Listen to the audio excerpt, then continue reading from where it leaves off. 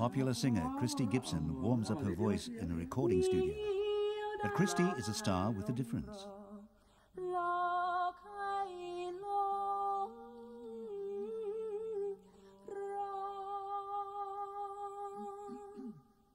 She's one of the hottest acts on the Luk Thung circuit.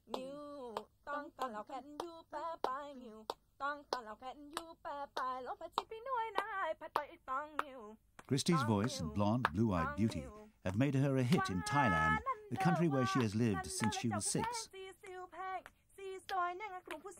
She specializes in that most uniquely Thai of art forms, Luk Thung, which means child of the fields.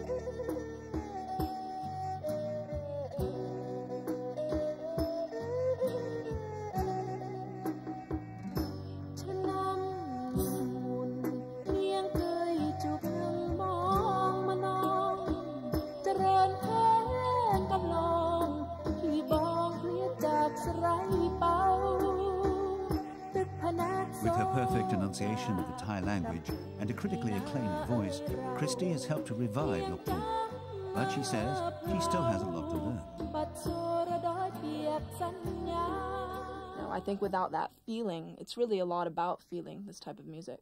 So without the real feeling of it, you can't sing it very well, which is why we don't sing it as well as the Thais, the actual Thai singers sing it, because they have that feeling, they've got that background, comes from inside of them. I guess they say that with a lot of the great blues artists and stuff. You know, they've got it, it's soul music, you know. So I think I would say that a lot about Luk Thung. It's really from your soul, it's from inside of you. And so without that background, you can't really get the feeling of it.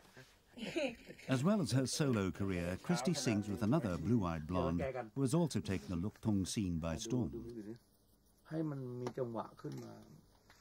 A long-time resident of Thailand, 29-year-old Jonas Anderson from Sweden has produced 2 best-selling albums. He and Christy are credited with giving a major boost to Luk Thung, which some Thais had dismissed as hillbilly music. But the fact that Farangs or foreigners have successfully taken it up has raised its profile. The crowds are out in Chunbury for a fair where Christy and Jonas are among the star attractions.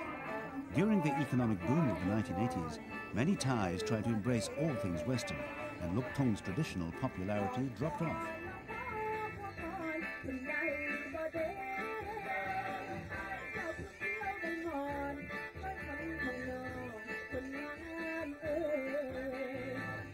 But the financial collapse of 1997 was blamed by many Thais on foreigners, and campaigns were launched urging people to buy Thai products, eat Thai food, and rediscover Thai culture.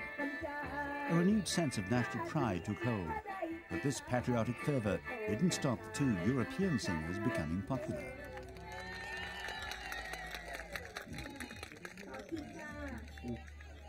Christy is the daughter of British and Dutch aid workers and has made Thailand her home, which fans appreciate, although many can't pronounce her name, so call her Kitty. Thailand's other European singing sensation defies the typical image of the country's hitmakers. He isn't a teenager, he isn't a model, he certainly isn't a member of Bangkok's trendy club scene, and his Nordic appearance makes him stand out from the rest. But some of Jonas's fans say he sings better than a Thai. His debut album, Pomchu Jonas, My Name's Jonas, was one of the fastest-selling Luk Thung titles ever. Jonas remains modest about his singing. For me, I've got to break it down note by note and then try and figure it out. And a lot of the particular or typical vocal tricks they do, I can't do still. I haven't pulled it off. And even if you do it note for note, often they'll come back and say, well, yeah, the notes are right, but that's not the right feeling, or doesn't have the right emotion or the feel of the rhythm and everything. So even getting it technically right isn't enough. But fellow Luk Thung performers are full of praise for Jonas and his ability as a singer. I like working with Jonas. He's very, very sweet, easy to get along with and hospitable, easy to work with. I meet him often from doing concerts, and he's a foreigner, but has a very sweet character. Jonas is a very, very good singer. What he does is to help Thai people turn back to love more Thai music.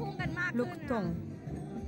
Few Westerners bother to learn the local language, let alone master the distinctive flavour and dialects of the nation's music. The extent of Jonas's popularity becomes clear when he takes to the stage and launches into Luk Thung classics. He began singing the music 6 years ago, teaching himself the tunes.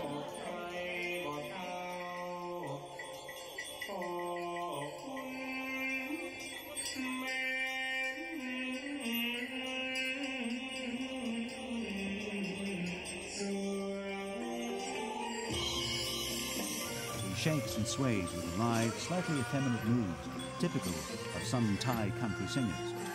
The road to singing stardom hasn't been glamorous. He started singing Luk Thung as a member of a Christian volunteer group, performing charity concerts in places like orphanages and prisons. Word of his singing spread, and at last Jonas was offered a recording contract, though he says it hasn't made him rich.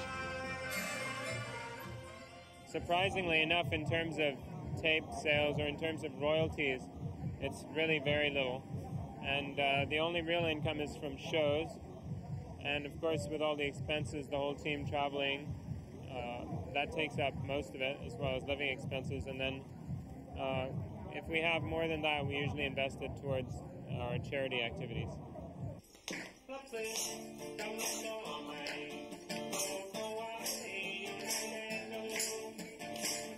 Christy and Jonas both take time out from their busy performing and recording schedules to fulfill charitable commitments like visiting Thailand's National Cancer Hospital in Bangkok.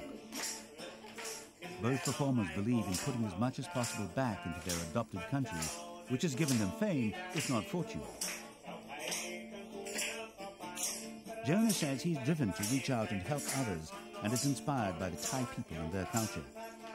Christy has similar strong feelings about the country where she has lived for 17 years. The feelings are obviously reciprocated.